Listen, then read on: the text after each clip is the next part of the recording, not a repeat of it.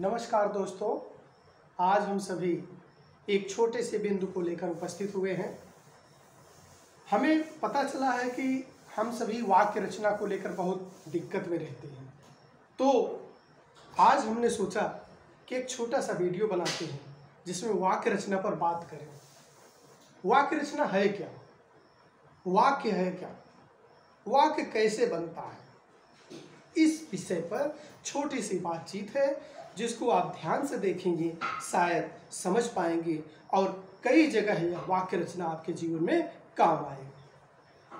तो सबसे पहले हम शुरू करते हैं वाक्य कैसे बनता है।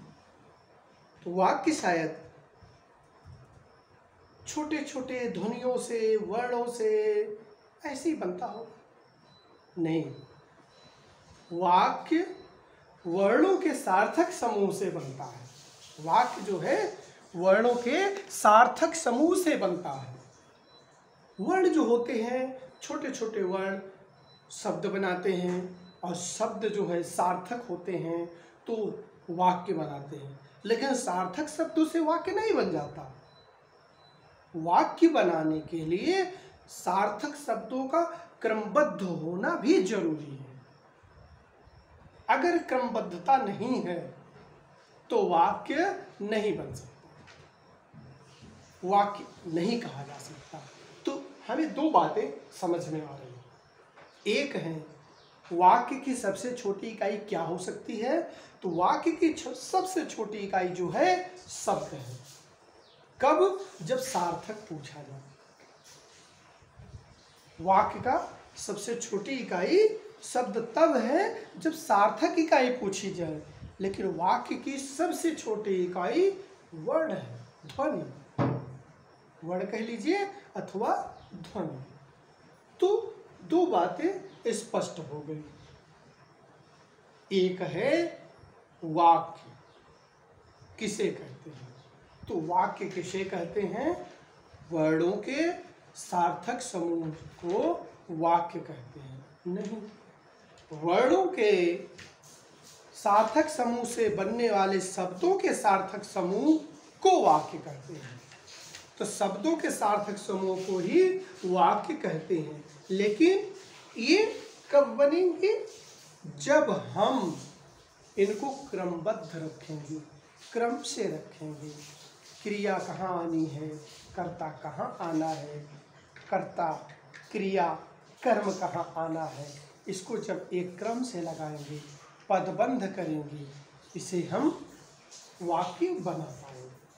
अब प्रश्न आता है कि पद किसे कहते हैं। तो बताते हैं पद किसे कहते हैं।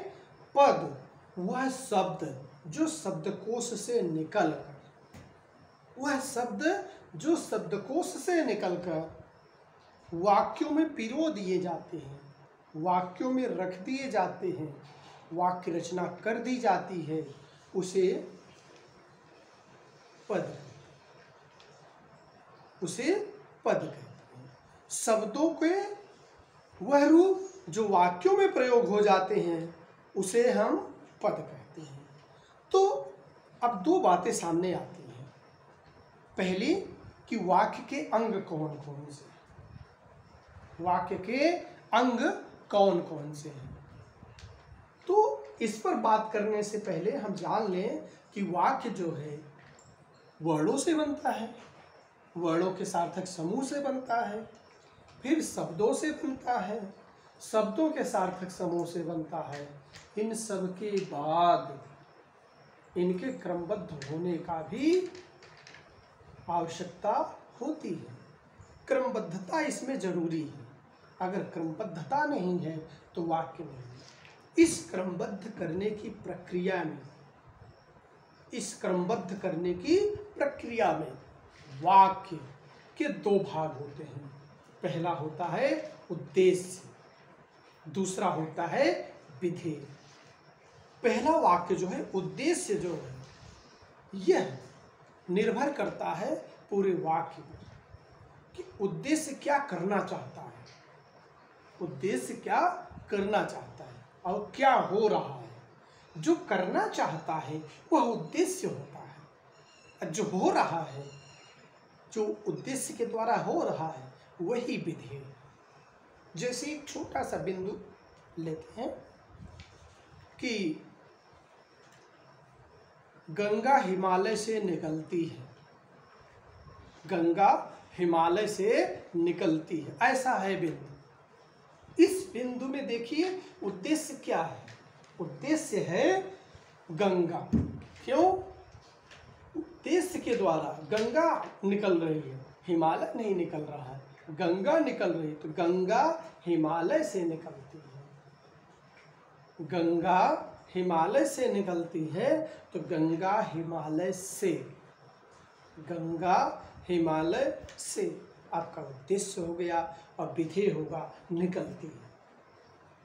इस तरह से उद्देश्य और विधि वाक्य के दो अंग हैं, वाक्य के दो अंग हैं, एक है उद्देश्य, दूसरा है विधि। हम समझते हैं कि इन उद्देश्य और विधि को जानने के लिए एक और उदाहरण लेते हैं। नेताजी भाषण दे रहे हैं, नेताजी भाषण दे रहे हैं, सब कुछ करिए, मैं नेताजी, मैं आप भाषण दे रहा हूँ, ज्ञानी बन रहा हूँ, तो नेताजी भाषण दे रहे हैं जी। तो नेताजी यहाँ उद्देश्य है, नेताजी यहाँ उद्देश्य है।